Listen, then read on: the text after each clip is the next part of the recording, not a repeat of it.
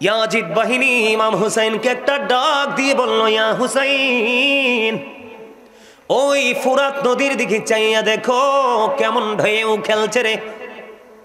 সবার জন্য পানি বরাদ্দ, কিন্তু তোমাদেরকে পানি বরাদ্দ করব না। জুড়ে জুড়ে বলেন না নাউজুবিল্লাহ। বলে হুজুর সমস্যাটা কোথায়? আমার দিকে তাকান বন্ধু।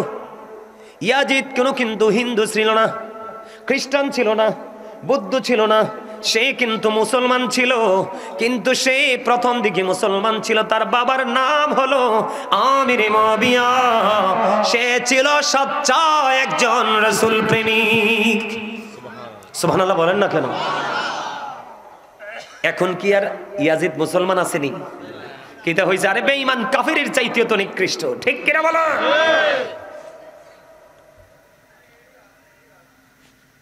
বন্ধুরে আমার, মন দিয়ে শোনেন ইয়াজিদের চরিত্রটা কেমন ছিল। ইয়াজিদের পক্ষের লোক কিন্তু আছে এখন আমাদের দেশে, আছে না নাই? আমি নিজে শুনছি বন্ধু, নামের আগেই পিসাব বলে। হাজার হাজার মানুষের সামনে কারবালার বসে বন্ধু ইমাম হুসাইনকে নিয়ে কোনো প্রশংসা করেনি। আমি নিজের কানে শুনেছি প্রশংসা করতেছে ইয়াজিদ নাকি কোরআনে হাফেজ ছিল এবং প্রতিদিন নাকি 100 রাকাত নামাজ পড়তো। আরে নাউজুবিল্লাহ বলেন না। আপনি হাফেজ হয়ে লাভ হইব কি? আপনি 100 না 1000 রাকাত নামাজ প্রতিদিন পড়লে লাভ হইব কি? আপনার তো ইমানে নাই। কথা বলেন না কেন? আপনি কোরআন তেলাওয়াত করলে লাভ হবে কি? একটু আগে আমি একটা হাদিস শরীফ শোনাইছি না?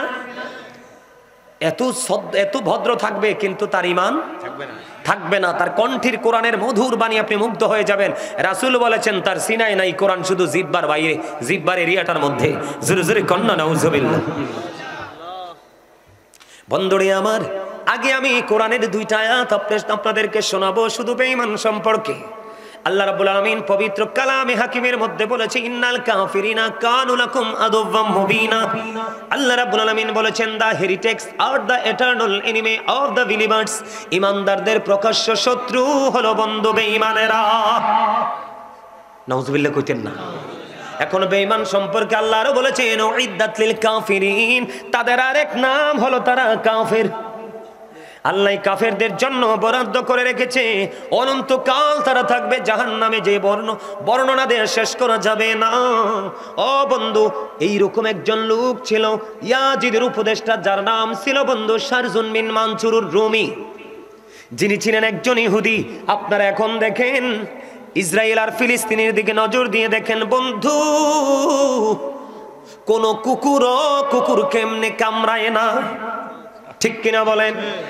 কোন কুকুর এমনি ভাবে আর একটা কুকুরের সামনে থেকে খাবার ছিনিয়ে নেয় না, যেমন ভাবে বন্ধু ফিলিস্তিনের নারী এবং ছোট ছোট অবলা শিশুদের উপর নির্যাতন চালিয়ে চালিয়ে বন্ধু তাদেরকে মেরে ফেলছে। কিন্তু ইহুদিরা জানে না আমার মাওলার শক্তি হলো বড় শক্তি। যেদিন আল্লাহ বলবে কোন ফিনিশ হয়ে যাও, ফায়াকুন, সঙ্গে সঙ্গে হয়ে যাবে। তার কারণ হলো আল্লাহু খায়রুল মাকিরিন। শ্রেষ্ঠ ক্ষমতার মালিককে, শ্রেষ্ঠ কৌশলের মালিককে আল্লাহ ছাড় দেয়, ছেড়ে দেয় না। ঠিক তেমনি ভাবে ওই ইয়াজিদ বাহিনীকে যিনি উপদেশ দিয়েছিলেন, আজকে বন্ধু লজ্জা লাগলো, আরবের একটা কান্ট্রিতে দেখলাম বাংলাদেশের নরেন্দ্র মোদি, ভারতের নরেন্দ্র মোদি, সেই বিশাল আরব কান্ট্রিতে বিশাল বন্ধু মন্দির উদ্বোধন করছে। দেখবেন আপনারা ইন্টারন্যাশনাল মিডিয়াগুলোতে বন্ধু এসেছে। ইহুদিরা কিন্তু চক্রান্ত করছে মুসলমানকে কি করার জন্য? গায়েল করার জন্য। মুসলমানের সংখ্যা কিন্তু আগের তুলনায় অনেক বেড়ে গেছে বন্ধু। কথা বলেন না কেন?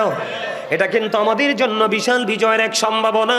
এখন দেখবেন টিভি খুললে বিভিন্ন ইউরোপ কান্ট্রিতে বন্ধু, বিভিন্ন ইউরোপ কান্ট্রিতে উন্নত দেশগুলোর মধ্যে মেয়েদেরকে, মহিলাদেরকে বন্ধু প্রণোদনা দিচ্ছে।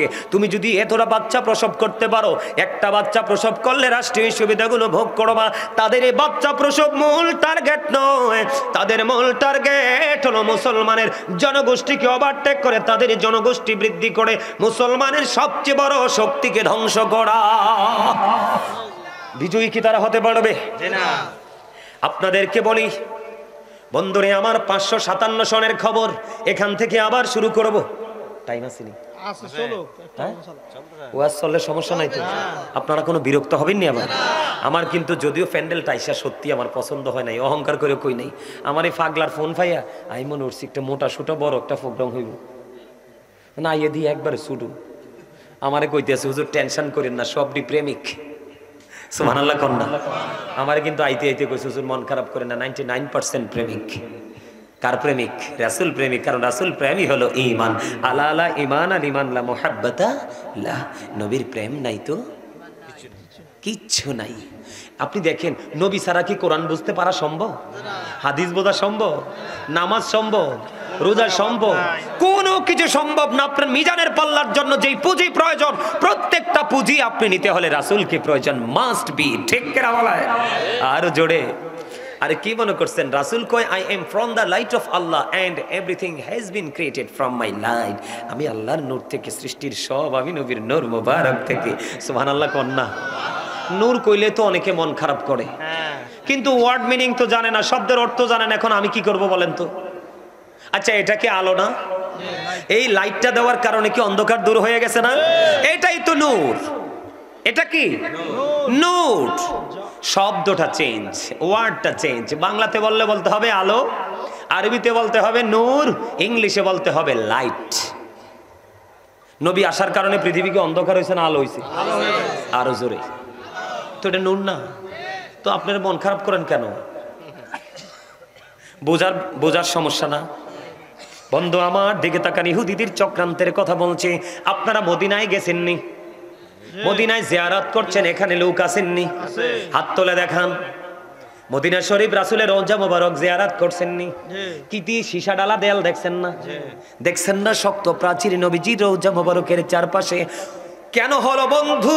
হৃদয় খুলে শোনো, 557 সনের খবর বন্ধু। ইহুদিরা নবীজির লাশ দেহ মোবারক চুরি করার জন্য তারা চক্রান্ত করলো। তারা বুঝতে পারলো মুসলমানের বড় শক্তি হলো নবী মুহাম্মদ। রওজা থেকে সরাইতে পারলেই মুসলমানকে গায়েল করা যাবে বন্ধু। এই তিনজন ইহুদি ছদ্মবেশে বন্ধু নবীজির রওজার পাশে আস্তানা গাড়লো। দিনের বেলা তারা ঘর থেকে বের হতো না। কি হতো না? দিনের বেলা তাদের এই তাঁবু থেকে তারা বের হতো না। রাত্র যখন হতো তারা তাঁবু থেকে বন্ধু বের হয়ে যেত। হঠাৎ করে করে তারা বন্ধু রাতের বেলা মাটি খনন করতে শুরু করলো। মাটি খনন করে, দিনে কিন্তু করে না, বুঝে নেবেন, দিনে করে না। ইহুদি মুসলমানের কত বড় দুশমন দেখেন। দিনের বেলা তারা মাটি খনন করে না, রাতের বেলা মাটি খনন করে করে বস্তা বড় বড় জান্নাতুল বাকিতে নিয়ে বন্ধু মাটিগুলো তারা ফালাইতো। তৎকালীন সময়ে সুলতান নুরউদ্দিন জঙ্গির ঘরে নবী গেজে হাজির। নবীজি সুলতান নুরউদ্দিন জঙ্গির গড়ে গিয়ে হাজির।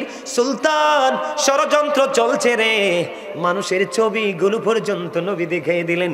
সুলতান নুরউদ্দিন জঙ্গি প্রথম দিন বন্ধু পুরোটা তিনি কি করতে পারলেন না, আইডেন্টিফাই করতে পারলেন না। দ্বিতীয় রজনীতে আবার যখন নবীজি স্বপ্ন যুগে তার ঘরে হাজির হলো, যেই দুশমনগুলো তাদের ছবি পর্যন্ত দেখিয়ে দিল। সুলতান নুরউদ্দিন জঙ্গি সেই ইরাকেই তো, ইরাক থেকে বন্ধু রওনা দিলেন। হাঁটতে হাঁটতে হাঁটতে হাঁটতে হাঁটতে হাঁটতে বন্ধু দীর্ঘ সময় নিয়ে তিনি মদিনায় চলে আসলো। মদিনায় চলে এসে তিনি এলান করে দিলেন সকল মদিনাবাসীকে তিনি পুরস্কার দিবে। সুবহানাল্লাহ কইতেন না? আরো জোরে কন্যা সুবহানাল্লাহ। আপনাদের সামনের খালি জায়গাগুলো আমার সামনের দিকে এসে ফিল আপ করে বসেন তো। আসেন, যারা আলোচনা শুনবেন আর কি, তারা সবাই আমার সামনে আসেন। আপনারা যখন সবাই সামনে বসবেন তখনই কিন্তু কথাগুলো যখন ছোট করে বলবেন মজা হবে। আসেন, যাদের আলোচনা শোনার ইচ্ছা আছে শেষ পর্যন্ত, আর যাদের ইচ্ছা নাই এই সুযোগে যাইতে পারেন। কি ঠিক কথা কইছি না? একটু লাড়াচাড়া পড়ছে না কি? এই সুযোগে যাইলে ভালো না, তখন এমনি সবাই বয়ে থাকবো, আপনি উঠে যাইবেন, তাহলে একটু সমস্যা তো। আমার দিকে আসেন বন্ধু, মজা করে শোনেন। দুশমন ইহুদিদেরকে আমার আল্লাহ কেমন করে গায়াল করেন। এবার চলে আসলো মদিনায়। মদিনায় এসে বন্ধু এলান করে দিলেন মদিনার প্রত্যেকটা নাগরিককে কি করবে? তিনি পুরস্কার দিবে। যিনি পুরস্কার বিতরণ করবেন তিনি হলেন সুলতান নুরউদ্দিন জঙ্গি। বন্ধু অর্ডার পেয়ে তিনি পুরস্কার বিতরণ শুরু করে দিলেন। একটা করে বন্ধু সবাইকে পুরস্কার দিয়ে দিল সুলতান নুরউদ্দিন জঙ্গি। ওই যে গভীর রজনী প্রাণের নবী স্বপ্ন যোগে বন্ধু ওই যে দুশমনগুলোর চেহারা দেখালেন, ওই মানুষগুলোকে সুলতান নুরউদ্দিন জঙ্গি পাইলেন না। আপনার এলাকায় নবীর প্রেমিক আছে না নাই? এখন যদি গাজী সুলাইমানকে কেউ কিছু বলে, আপনারা যারা প্রেমিক তারা ছাড়বনি? ছাড়বে না। তার কারণ হলো এই কারণে, সেই কিন্তু মূলত গাজী সুলাইমানকে ভালোবাসা না, তার ভালোবাসা হলো গাজী সুলাইমানের হৃদয় ভরা নবীর প্রেম। নবীর প্রেমিক কখনোই ইজ্জতহানি হতে পারে না, ঠিক কিনা বলে? এবার বন্ধু সুলতান নুরউদ্দিন জঙ্গি প্রশ্ন করলেন, আর কি কোনো লোক পুরস্কার থেকে দূরে আছে কিনা? আমার পুরস্কার পাইনি এমন কোন লোক আসেনি? কই হুজুর আছে গো। কয় কোথায় রে? কয় তারা হলো অত্যন্ত ভদ্র মানুষ। নাউজুবিল্লাহ কন্যা। কেমন শয়তান দেখেন। কয় তারা অত্যন্ত জেন্টেল ভিআইপি পারসন। কয় কেমন ভিআইপি? কয় তারা দিনের বেলা বের হয় না, তারা সারা দিন আল্লাহর ইবাদতে থাকে। কয় ইবাদত হইল নবীর রওজা থেকে নবীজিকে সরানো। সুলতান নুরউদ্দিন জঙ্গি কিছু বললেন না। কই তোমরা সবাই আমার সঙ্গে চলো, ওই লোকগুলোকে আজকে পুরস্কার দিতে হবে। যখন বলেছেন নবীজির রওজার কাছে ওরা অবস্থান করতেছে, সুলতান নুরউদ্দিন জঙ্গি বললেন আমার বসতে আর বাকি রইল না, ওইগুলোই হলো আমার নবীর কাল দুশমন। এবার সুলতান নুরউদ্দিন জঙ্গি বন্ধু চলে গেলেন। যাইতে যাইতে যাইতে যাইতে যাইতে যাইতে আবার বললেন তোমরা কে গো, ভিতরে এসো, বের হয়ে আসো। বের হয়ে আসলেন অত্যন্ত ছদ্মবেশে, সাধু লোকের বেশে, ফরেজগারের বেশে বন্ধু বের হয়ে আসলো। বের হয়ে আসার পরে বললেন তোমাদের বিছানাটা সরাও। আমাদের দেশে অনেক মৌলবী আছে, কই নবী বলে কিচ্ছু জানে না। এখন এখান থেকে কি বোঝা যায়? নবীজির কাছে সব খবর আছে না নাই? নবীজি মদিনায়, সুলতান নুরউদ্দিন জঙ্গি বন্ধু কোথায়? নবীজি কেমন করে চলে গেলেন সুলতান নুরউদ্দিন জঙ্গির ঘরে। নবীজির এই পাওয়ার আছে না নাই? পাওয়ারটা দিছে কে? বন্ধু শাহজালাল মুজাররাদিয়া মনি যদি সিলেটের সুরমা নদী যায় নামাজ বিছিয়ে পার হতে পারে আল্লাহর ওলি হইয়া, তাহলে যিনি নবীদের নবী ইমামুল মুরসালিন, ওনার কাছে তো সর্বোচ্চ পাওয়ার দিয়ে আমার আল্লাহ পাঠাইছে, ঠিক কিনা বলে? এবার বন্ধু কি করলেন? কয় তোমাদের বিছানাটা সরাও। বিছানাটা সরালেন। সরানোর পরে দেখলেন বন্ধু তৎকালীন সময় কিন্তু আমার সাথে আলেমরা আছে আমার চাইতে যোগ্য এবং দক্ষ। আমি সবাইকে মনে করি, আমি নিজেকে কখনোই বড় মনে করি না, মানুষ ভালোবেসে দাওয়াত দিয়ে আসি। বন্ধু আমার চাইতে যোগ্য দক্ষ আপনাদের মাঝে আর থাকতে পারেন, আছেন। বন্ধুরি আমার তৎকালীন সময়ে কিন্তু তক্তা ব্যবহার করা হতো। কি এখন দেখলেন কাঠ, মোটা মোটা কাঠের তক্তা বন্ধু। তখন বললেন তক্তাগুলো সরাও। তক্তা সরাইয়া দেখে রে আজকে রাত্রটা যদি সুযোগ পাইতো নবীজিকে তখনই রওজা মোবারক থেকে আজকেই বন্ধু সরিয়ে ফেলতে পারতো। কিন্তু আল্লাহর প্রিয় হাবিব, যার নাম আল্লাহ নিজে রেখেছেন হাবিবুল্লাহ, আল্লাহ যেখানে রাসূলকে সেখানেই তিনি রেখেছেন, এমন হাবিবের সাথে বেয়াদবি আল্লাহ সহ্য করবে না। ওই যে বলেছি আল্লাহ সময় মতো বলবে কোন ফায়াকুন, সাথে সাথে ফিনিশ। এবার বন্ধু রাতের বেলা মাটিগুলো খনন করে জান্নাতুল বাকিতে নিয়ে ফালাইতো। এই বন্ধু দৃশ্য দেখতে দেরি রে ও বন্ধু সঙ্গে সঙ্গে কি করলেন? ওই ইহুদিদেরকে বন্ধু তাৎক্ষণিকভাবে বেঁধে দিবালোকে নবীজির রওজার পাশে তাদেরকে দিনের বেলা আগুন লাগিয়ে পুড়িয়ে ছাই করে দিল। জোরে জোরে বলেন আলহামদুলিল্লাহ। এই যে আগুনে পুড়িয়ে দিল বলে হুজুর কতটা যুক্তিযুক্ত। আমার পাশে আলেমরা বসে আছেন। আলী রাদিয়াল্লাহু তাআলা আনহু থেকে হাদিস বর্ণিত, আমার নবী বলেছেন ক্বালা মান সাব্বা নাবিয়া ফাকতুলহু ওয়া মান সাব্বা সাহাবী ফাদরিবুহু। নবীর ইজ্জতের চাদর ধরে যারা টান দিবে, নবীকে যারা গালি দিবে, নবীর আজমতে যারা আঘাত করবে, নবীজি বলেছে উম্মত তাকে সঙ্গে সঙ্গে হত্যা করে ফেলো।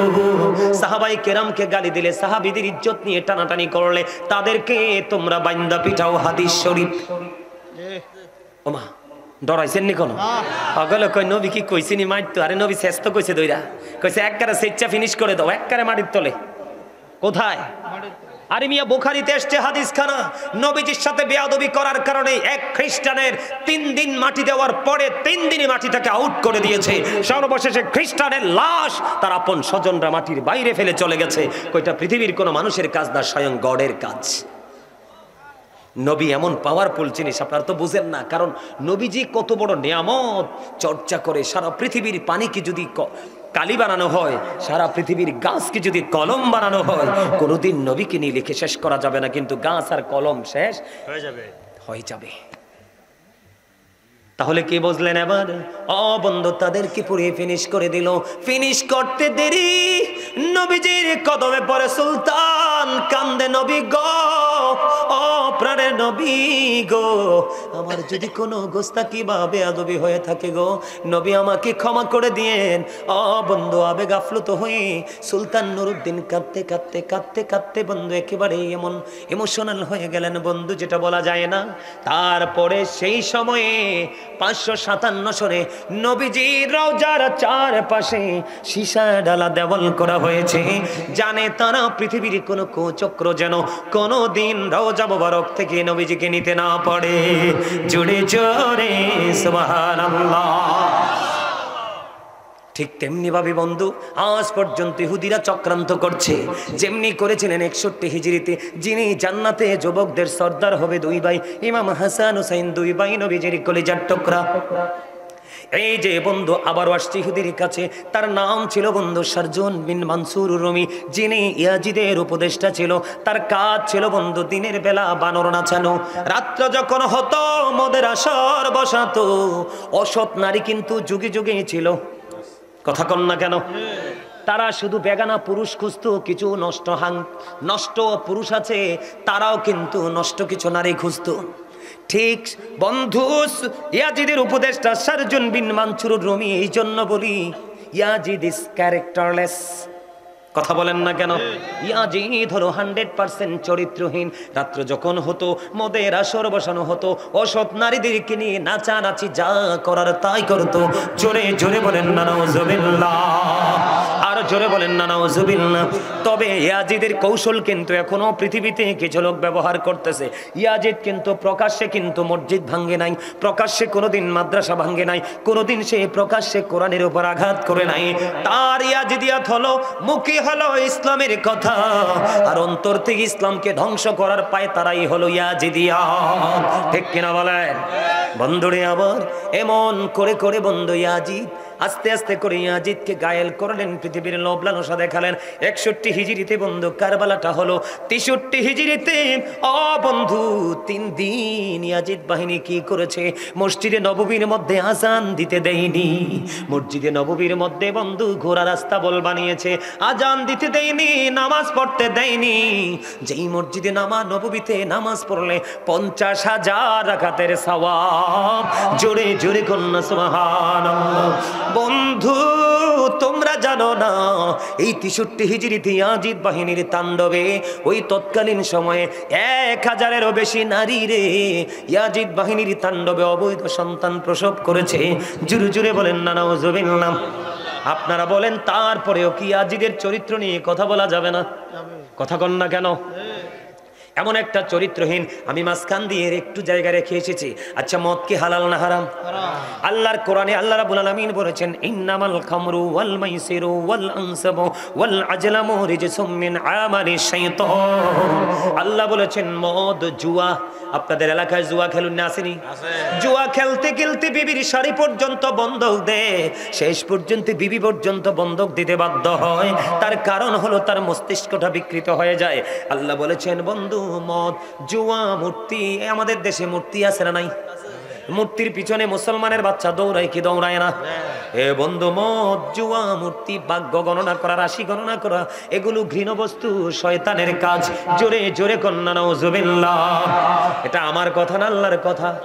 কেউ রাগ হইলে কিছু করার আছে নি? হ্যাঁ, আল্লাহ কয় অকুলু কাউলান সাদীদা। আল্লাহ বলতেছে সে দা রাইট থিং, সত্য কথা বলো, সঠিক কথা বলো। কেন? কারণ আমার নবী ছিলেন শ্রেষ্ঠ সত্যবাদী। হি ওয়াজ ভেরি ট্রুথফুল। জোরে জোরে বলেন না আল্লাহু আকবার। বন্ধু ইয়াজিদের চরিত্রের মধ্যে এমন কোন নোংরা কাজ নাই রে, বাদ আছে। নারীদের কিনে নষ্টামি করা থেকে দূরে, মদ খাওয়া থেকে দূরে, নোংরা কাজ থেকে খুন করা। দেখবেন আমাদের সুন্নি জামাতের আলেমদের উপর আঘাত বেশি আসে। কথা কয় না কেন? এগুলো করে কে?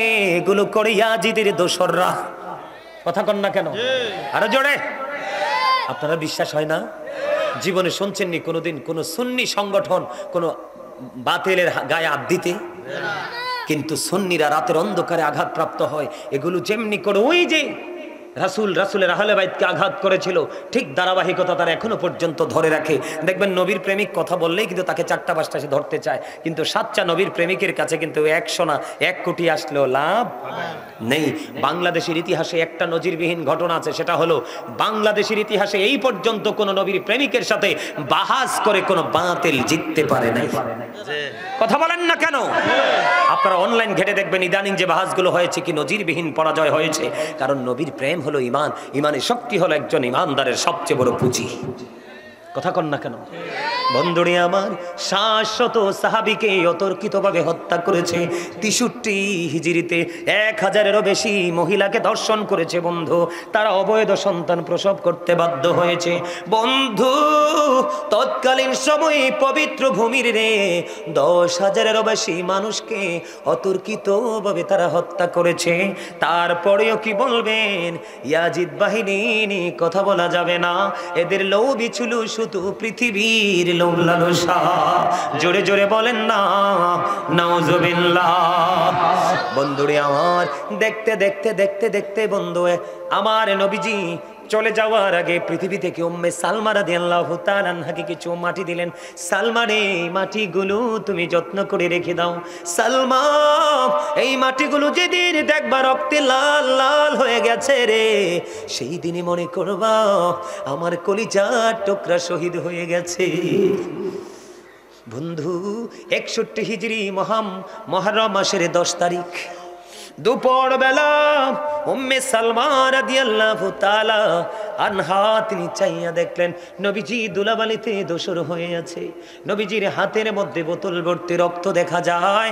ও বন্ধু, ওই যে নবীজি মাটিগুলো দিয়েছিলেন সংরক্ষণ করে রেখেছে, সংরক্ষণ করে মাটিগুলো চাইয়া দেখলেন তাজা রক্তে লাল হয়ে গেছে। জোরে জোরে বলুন না আল্লাহু আকবার। বন্ধু, মানা যায় না রে, ইমাম হুসাইন রাদিয়াল্লাহু তাআলা আনহুর দুঃখ কষ্ট সহ্য করা যায় না।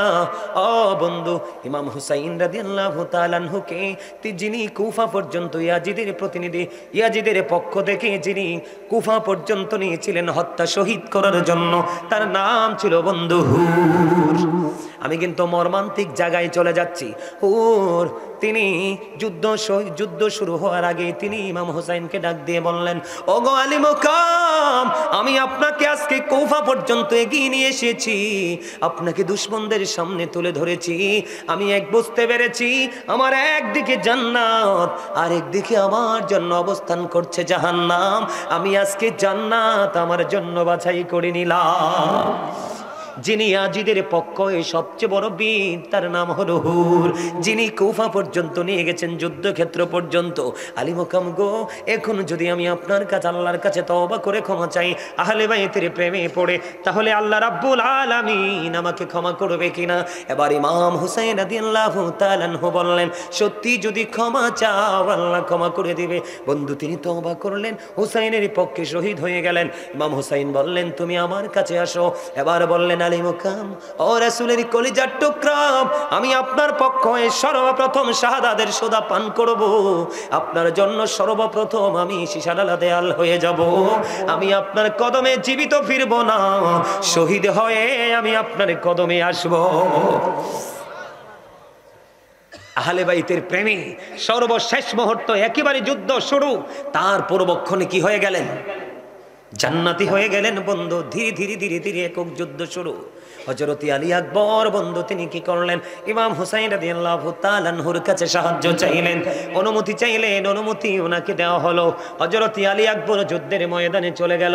যুদ্ধের ময়দানে যাওয়ার পরে বন্ধু এবার কি করলেন? ওনার সাথে যুদ্ধ শুরু হয়ে গেল। যুদ্ধ করতে করতে করতে করতে করতে করতে বন্ধু 3 দিন কিন্তু তাদের কোনো পানি নাই, কি নাই? পানি নাই। ফুরাত নদীর পানি তাদের জন্য 3 দিন বন্ধু বরাদ্দ। বন্ধু 3 দিন পর্যন্ত কোনো পানি পান করতে পারে না। 3 দিন পানি ছাড়া থাকা যায়নি বন্ধু। অনেক আশেপাশে অনেক ডাইনি ভাবে অনেক কথা আছে রে, শুধু নির্মমতাটা শুধু আপনাদেরকে বলছি।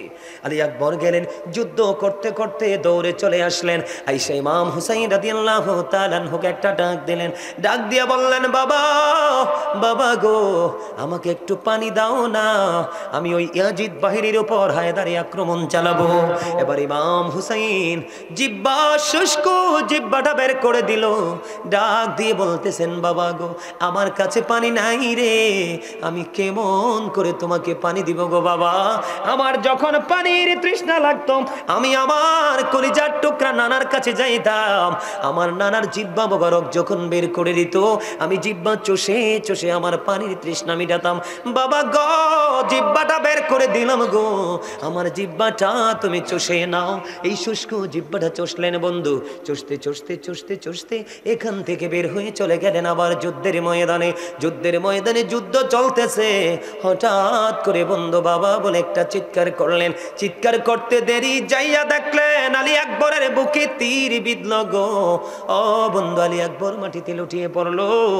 যখন হযরত হুসাইন রাদিয়াল্লাহু তাআলা আনহু তীরটা খুললো, রক্তের বন্যা বন্ধু বইতে শুরু করলো। জোরে জোরে বলেন না নাউজুবিল্লাহ। যুদ্ধের ময়দানে যুদ্ধ চলতে চলতে তিনি শাহাদাত বরণ করলেন। ওনার এই পবিত্র দেহ নিয়ে তাঁবুর কাছে চলে গেলেন বন্ধু। এরপরে এখান থেকে শুরু শেষ হয়ে গেল। তারপরে হাসান রাদিয়াল্লাহু তাআলা আনহুর শাহজাদা হযরত কাসেম রাদিয়াল্লাহু তাআলা আনহু চলে গেলেন। হুজুর এসে গেছে? হুজুর আবার বিরক্ত হইব নি? সাহেব মানুষ। আচ্ছা আমি বিষয়টা শেষ করি। হ্যাঁ, জাস্ট পীর সাহেব কেবল আসবে, আপনাদের মোনাজাত দিবে, তারপরে আজকের মাহফিল শেষ হবে। আপনার বিরক্ত হয় না, আমি একটু গোছাই একটু আলোচনাটা। শুধু আমি আপনাদের কাছে তুলে ধরছি বিভিন্ন পয়েন্টগুলো, নির্মমতাটা কতটা নির্মম ছিলেন, তারা কতটা নিষ্ঠুর ছিলেন। পানি তো বরাদ্দ বন্ধ, পানি কি? তারপরেও কিন্তু সত্য মিথ্যার লড়াইয়ে রাসূলের আহলে বাইত কলিজার টুকরা পিছপা হয়নি। ঠিক কিনা বলেন? আরো জোরে বলেন না। ইমাম হুসাইন কিন্তু কারবালাতে আসার পরে ওনাকে কিন্তু এখান থেকে ফিরে যাওয়ার জন্য চিঠি দেওয়া হয়েছিল, উনি কিন্তু ফিরে যায় নাই। ঠিক কিনা বলেন? ইমাম হুসাইন কিন্তু এমনি এমনি কুফায় আসেনি, ওনাকে কিন্তু 150 চিঠি দিয়ে আনা হয়েছে। কয়শো চিঠি? 150 চিঠি দেওয়া হয়েছিল আনার জন্য। বন্ধু হযরত কাসেম রাদিয়াল্লাহু তাআলা আনহু যুদ্ধের অনুমতি নিয়ে বন্ধু যুদ্ধ করতে গেল। যুদ্ধ করতে করতে করতে করতে বন্ধু শাহাদাত বরণ করলো। ইন্না লিল্লাহি ওয়া ইন্না ইলাইহি রাজিউন। এবার বন্ধু তিনি কি করলেন? যুদ্ধের ময়দানে যখন বন্ধু শাহাদাত বরণ করলো, ডাক দিলেন চাচা দুর্বল হয়ে গেছে। ভাতিজার কাছে যায়া বলে বাবা বাবা গো আমি দুর্বল হয়ে পড়েছি গো বাবা, আমি তোমাকে সাহায্য করতে পারলাম না। ও বন্ধু ইমাম কাসেম রাদিয়াল্লাহু তাআলা আনহু শাহাদাত বরণ করলো। ওনার এই পবিত্র দেহ পর্যন্ত বন্ধু কার কাছে? তাবুর কাছে নিয়ে আসলো। এবার অধীর আগ্রহে আছে ইয়াজিদ বাহিনী হুসাইনকে শহীদ করার জন্য। এর মধ্যে ছোট্ট শিশু আলী আসগরকেও শাহাদাত করে দিয়েছে। বন্ধুরে আমার ধীরে ধীরে ধীরে ধীরে একক যুদ্ধের ফায়সালা শেষ হতে হতে ইমাম হুসাইন রাদিয়াল্লাহু তাআলা আনহুর সাথে যুদ্ধ শুরু হবে। যুদ্ধ শুরু হবে, কিন্তু ইমাম হুসাইনের সাথে যুদ্ধ করতে কিন্তু কেউ সাহস করতেছে না। একটা পর্যায়ে বন্ধু তারা চতুর্দিক থেকে আক্রমণ করলেন, যুদ্ধ শুরু করলেন। যুদ্ধ শুরু করতে করতে করতে করতে এক পর্যায়ে ইমাম হুসাইন রাদিয়াল্লাহু তাআলা আনহুর বুকের উপর চড়ে বসলো সীমার। বসতে দেরি আবার সীমারকে বলল সীমার এখন কি নামাজের সময় রে? কয় হ নামাজের সময়। কয় আমাকে একটু সময় দাও না, আমার জীবনের শেষ সেজদাটুকু মালিককে দিব। জোরে জোরে বলেন না সুবহানাল্লাহ। বন্ধু ইমাম হুসাইনকে যদি তোমার লিডার হিসেবে পেতে চাও তাহলে তোমাকে অবশ্যই ইমাম হুসাইনের আদর্শে রঙে রঙিন হতে হবে। তুমি শাহাদাত বরণ করবে, পৃথিবী ছেড়ে তিনি চলে যাবে। ও বন্ধু তারপরে ও মালিকের দরবারে সেজদা যাওয়ার সময় হয়েছে, সেই সেজদার কথা তিনি ভুলেননি। নামাজ শেষ হয়ে গেল, শেষ হওয়ার পরে ওনাকে শহীদ করার জন্য যখন চড়ে বসলেন, এবার বললেন সীমার তোমার বুকের জামাটা একটু খোলো, আমি তোমাকে একটু বুকটা দেখবো। এবার সীমার বুকের জামাটা খুললেন। খুলতে দেরি এবার ইমাম হুসাইন রাদিয়াল্লাহু তাআলা আনহু তার বুকের দিকে নজর দিয়ে চায়া দেখলো, তার বুকের মধ্যে দেখা যায় সাদা সাদা শ্বেত চিহ্ন। ইমাম হুসাইন ডেকে ডেকে বলল আহারে সীমার তুই তো সেই বদকিসমত। নাউজুবিল্লাহ বলেন না, আরো জোরে বলেন না নাউজুবিল্লাহ। কই সীমার তুই তো সেই বদকিসমত, আমার নানা আমাকে বলে গেছে সাদা দাগের কুকুরগুলো রে আমার বাগান হরণ করে নিয়ে যাবে। আমার নানার কথা অনুযায়ী তোর বুকের মধ্যে সাদা সাদাতে সে চিহ্ন দেখতে পাইলাম। এটাকে হাদিসের ভাষায় ডবল রোগ বলা হয়, আবার কুষ্ঠ রোগ বলা হয়, ঠিক কিনা বন্ধুরে? আমার এই ডবল রোগ, কুষ্ঠ রোগ, আমরা বাংলাদেশের মানুষ এটাকে বলে শ্বেত রোগ। বিভিন্ন জায়গা সাদা হয়ে যায় মানুষের, আছে না নাই? বন্ধুরে আমার ওই সীমার কি করলেন বন্ধু? ওই তলোয়ার চালালেন, পবিত্র দেহ থেকে মাথাটা আলাদা করে দিলেন। ইন্না লিল্লাহি ওয়া ইন্না ইলাইহি রাজিউন। বন্ধু শহীদ করে ইয়াজিদ বাহিনী ক্ষান্ত হলো না। ও বন্ধু এই মরুভূমিতে ঘোড়া দিয়ে বন্ধু বালু উড়িয়ে দিল, বালু উড়িয়ে দিল, ধুলাবালিতে পুরো পরিবেশটাকে নোংরা করে দিল। ঘোড়ার কদম দিয়ে তাদের এই পবিত্র দেহ এবং চেহারা, পবিত্র চেহারা মোবারককে পদধূলিত করলো। জোরে জোরে বলেন না নাউজুবিল্লাহ। আসলে মূলত ঘটনাটা ঘটেছে ইয়াজিদের কাছ থেকে পুরস্কারের জন্য, কিন্তু ইয়াজিদ কখনোই পুরস্কার দিবে না, ঠিক কিনা বলেন? ইয়াজিদ বাহিনী এতটা দুষ্ট ছিল, এতটা কুচক্রে ছিল বন্ধু। এখান থেকে শেষ হলো। ইমাম হুসাইন যখন শাহাদাত বরণ করলো, আকাশ এত কালো হয়েছিল রে, মনে হয়েছিল তখনই যেন কিয়ামত কায়েম হয়ে যাবে বন্ধু। আকাশ কেঁদেছে, বাতাস কেঁদেছে, গাছপালা তরুলতা কেঁদেছে, জিন জাতিরা পর্যন্ত কেঁদেছে, ফেরেশতারা পর্যন্ত কেঁদেছে বন্ধু। বাইতুল মুকাদ্দাসের জ্বলন্ত পাথর, ইমাম হুসাইন শহীদ হইতে দেরি রে, ওই জ্বলন্ত পাথর থেকে রক্ত প্রবাহিত হয়েছে। জোরে জোরে বলুন আল্লাহু আকবার। ইমাম হুসাইন যখন শহীদ হলো বন্ধু, মনে হয়েছে যেন সূর্য গ্রহণ হয়েছে। ও বন্ধু, সিরিয়ার যেই কোনো পাথর সরালে পাথর থেকে তাজা রক্ত প্রবাহিত হতো। জোরে জোরে বলেন আল্লাহু আকবার। ইমাম হুসাইনের শহীদে ও বন্ধু কেউ বন্ধু খুশি হয়নি। এবার দেখেন এখান থেকে ইয়াজিদের কাছ থেকে পুরস্কারের জন্য ইমাম হুসাইন রাদিয়াল্লাহু তাআলা আনহুর মাথা মোবারক নিয়ে ইয়াজিদের বাড়ির উদ্দেশ্যে রওনা দিলেন ইয়াজিদ বাহিনী। যাইতে যাইতে যাইতে যাইতে বন্ধু সন্ধ্যা হয়ে গেল। তারা একটা রাস্তার মধ্যে যখন দেখলেন খ্রিস্টান এক পাদ্রী দেখতে পাইলেন, ইয়াজিদ বাহিনী ইমাম হুসাইন রাদিয়াল্লাহু তাআলা আনহুর মাথা মোবারক নিয়ে যায়। এরা কতটা অর্থলোভী ছিল, কতটা পৃথিবীলোভী ছিল, যারা আজকে নবীর দুশমনি করছে, নবীর পরিবারের দুশমনি করছে, এই কারবালার দুশমনি করছে, এরা কখনোই বন্ধু পরকাল লোভী নয়। এরার লোভ হলো পৃথিবীর লোভ লালসা এবং বিলাসিতা, ঠিক কিনা বলে বন্ধুরে? রাত্র হয়ে গেল, রাত্রটা তারা এখানে অবস্থান করবে, তাবু গাড়লেন। পাশে ছিলেন এই খ্রিস্টান পাদ্রী। খ্রিস্টান পাদ্রী বললেন, তোমরা কে রে? কয় ইয়াজিদের বাড়ির দিকে রওনা দিলাম, ওই যে রাসূলের কলিজার টুকরা হুসাইনের মাথাটা নিয়ে। নাউজুবিল্লাহ কোন। এবার ওই খ্রিস্টান পাদ্রী ইমাম হুসাইনকে কেমন ভালোবাসতেন, এবার তাদেরকে বললেন, তোমরা শুধু আজকের এই রাত্রের জন্য হুসাইনের মাথাটা আমারে দিবা, তার বিনিময়ে তোমাদেরকে আমি দিব 10,000 দিরহাম। কত হাজার দিরহাম? 10,000 দিরহাম দিব রে। ও বন্ধু, এই কথা বলার পরে ইয়াজিদ বাহিনীর লোভিত হচ্ছে পৃথিবীর লোভ, তাদের কাছে দিয়ে দিলেন ওই খ্রিস্টান পাদ্রীকে মাথাটা দিয়ে দিলেন। বন্ধু এবার ওই খ্রিস্টান পাদ্রী কি করলেন? বাড়ি নিলেন, বাড়ি নিয়ে সুন্দর করে বন্ধু কি করলেন? মাথাটাকে সুন্দর করে ধুইলেন। ধোয়ার পরে উঁচু জায়গার মধ্যে রেখে দিল। সারাটা রাত ইমাম হুসাইন রাদিয়াল্লাহু তাআলা আনহুর মাথা চেহারা মোবারকের দিকে তাকাইয়া রইল আর কান্দে রে, কান্দে, শুধু কান্দে।